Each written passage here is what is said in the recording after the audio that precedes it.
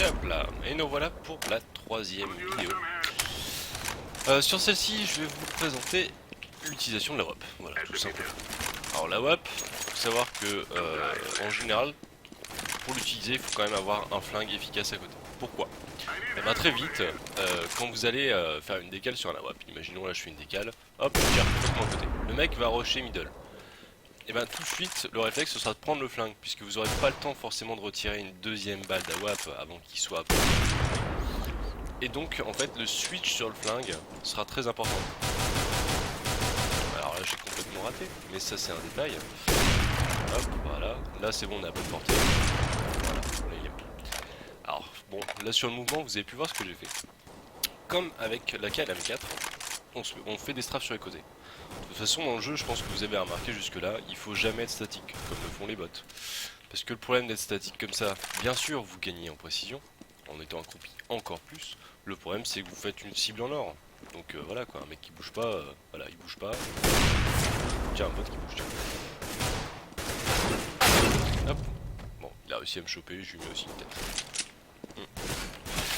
On va juste débarrasser le. Dégager. Voilà. Il n'y en a pas de troisième. Pardon, donc, voilà. Donc, ce que je voulais montrer.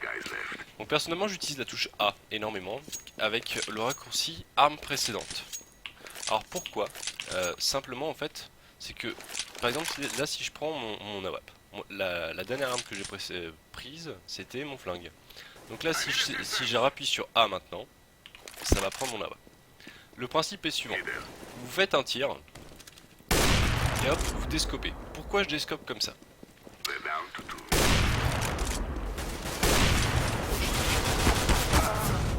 C'est pas grave, c'est un détail, on s'en fout, de toute façon c'est juste pour expliquer.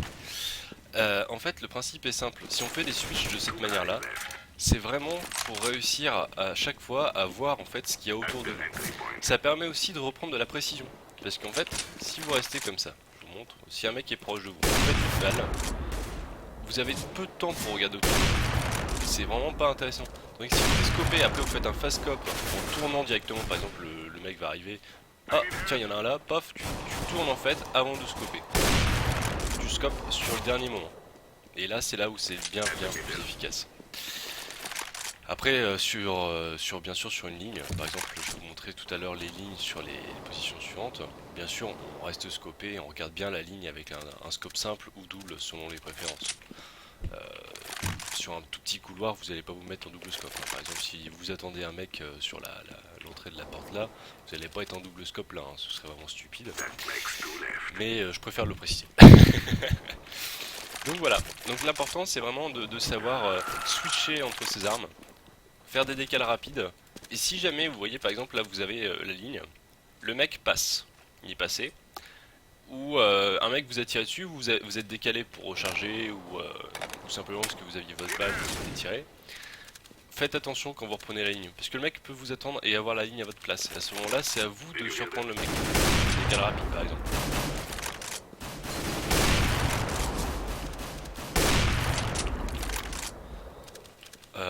Après, bon, je pense que j'ai expliqué la majorité des choses.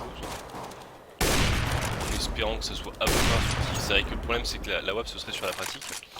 Pour apprendre en fait, sinon il faudrait qu'on voit tous ensemble, ou en tout cas ceux qui sont intéressés, de faire une partie sur une map à WAP tout simplement, et qu'on voit directement les erreurs des uns et des autres pour se compléter. Vraiment, comme ça on pourrait...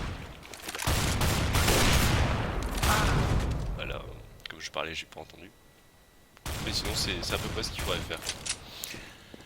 Voilà, donc faire des switches rapides, se positionner sur sa ligne, et si jamais on a perdu la ligne, être prudent sur la reprise de ligne. Si on se sent pas capable, c'est pas grave, on peut prendre, si on perd une ligne, on peut reculer. Par exemple, si on a perdu la ligne qui était ici, en regardant là-bas, on peut se mettre par exemple à la fenêtre et attendre le mec pour ce qui pourrait être bien efficace. Voilà, ce sera tout, à la prochaine.